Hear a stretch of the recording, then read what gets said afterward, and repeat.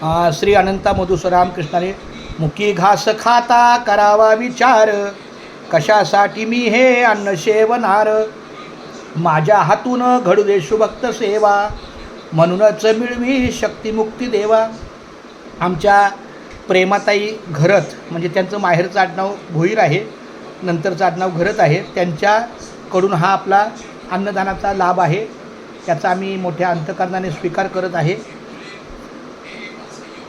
आमच्या तानाजी महाराजांचा पण चांगला उपवास आहे, माझ्याकडून सकाळी राहून गेला.